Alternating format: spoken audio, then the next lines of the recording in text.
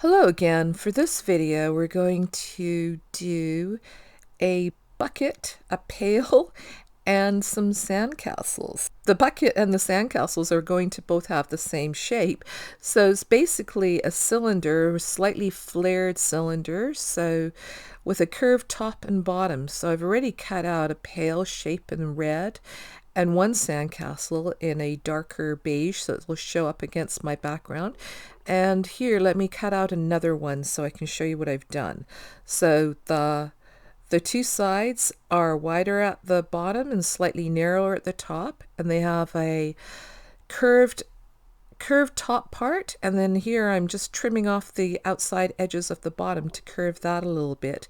And those curved tops and bottoms give the illusion, the appearance that the object, the flat object that I'm stitching onto my cloth here, is representing something that's curved, has a rounded shape. So by rounding the top and the bottom, you give your viewer a clue that the object has a rounded shape. So the first thing I'm doing is attaching my pail, and you can see the way that I've drawn my pail, you'll be able to see the inside of it. So I'm creating that line that will show you the separation between the front edge of the pail and the inside of it, and then you have the back edge as well. And I will later on create a shadow in that area. So I just did that with some back stitches, and I'm using a lighter colored thread so you can see what I'm doing, but it probably would be a better choice to have chosen perhaps a dark thread that coordinates better with the color of my bucket. So a dark brown or something like that, or a maroon or a burgundy would have been a good choice. So it would still show up and you would see that front edge off the pail, but it wouldn't be quite as different, I guess.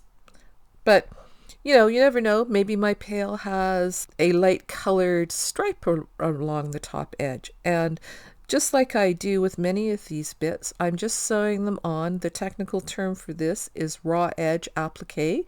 So I'm not turning the edge over. I'm just using the raw edge because I'm not planning to wash this, and it's not really going to be handled a lot because it's just going to live in my house and be petted by me on occasion. I don't know, there'll be a lot of other people touching it. So doing this sort of raw edge applique is fine, but if you want something more secure, you could certainly use blanket stitch, or you can fold over that edge so that you don't have the raw edge on the outside. You have a folded edge that's more secure.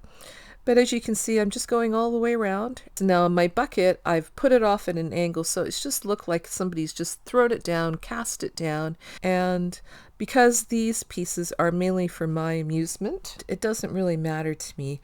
But if I were planning to sell this, or if it was going to be a gift for somebody, I might make it a little bit more secure. So now that I've finished going around the outside edge, I'm now again using a marker.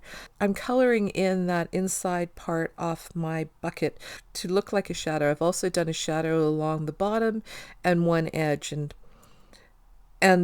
that adds a little bit more to the three-dimensionality of my piece. And now the sandcastles, I'm going to do two of them, and they're going to slightly overlap. And I started out where the two overlap so I don't forget and go all the way around the first one. So the one that's closer to us will be lower down and in front of the one that's further away. So that's typically how it works. When something is closer to us, it's lower down and in front of whatever is behind. So by overlapping them, it gives a little bit more depth and variety to my piece. Now, they are both the same size because they're sitting quite close together. If they were separated by a bigger distance, the one that's further away would appear to be smaller than the one that's closer to us. But in this case, I'm not really going to worry about that perspective so much. So I just made them about the same size. And again, just going around with a whip stitch. So I've gone all the way around both of them now. And again, I'm adding a little bit of shadow with that dark marker. And again, it's not the best choice of marker. These markers are not permanent. Again, not something I would use with something that's going to be handled a lot, or if I was going to be selling or giving it away. But for my purposes, they're perfectly fine. So I am now going to work on the handle of the pail, the bucket, and I've got a contrasting color for my thread here, and I've got quite a few strands so that it'll show up really well as a thick line.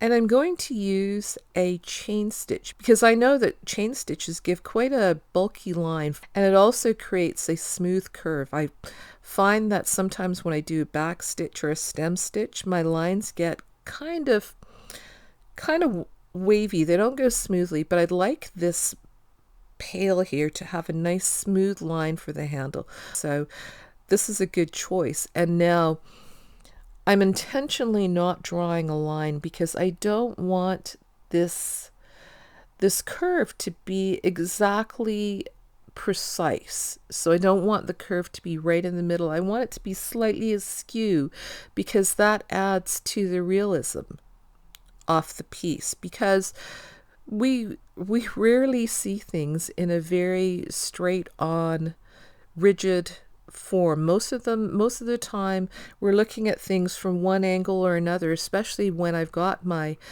pail here is intentionally sort of lying at an angle on the ground. I kind of want to have that sort of angled look continue on in the handle there.